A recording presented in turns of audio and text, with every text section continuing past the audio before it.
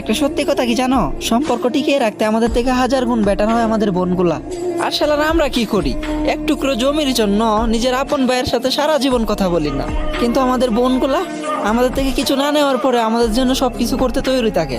আমরা যখন কোনো মেয়ের বিয়ে করতে চাই না, তখন তার চরিত্র দেখি, তার সৌন্দর্য দেখি, কিন্তু আমাদের আশেপাশে এমন হাজারো বোন আছে যারা নিজের মা বাবার সম্মান রক্ষা করার জন্য আর সম্পর্কটা টিকে রাখার জন্য এমন এক অপরিচিত ছেলেরা বিয়ে করতে রাজি হয় যা কিনা অপছন্দ, তার চরিত্রের বিষয়ে কোনো রকম আইডিয়া নাই।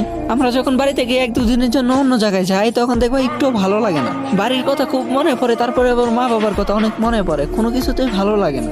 কিন্তু আমাদের বোনগুলা তার জীবনের অর্ধেকের চেয়েও বেশি সময় অজানা এক ফ্যামিলির সাথে কাটাইতে হয়।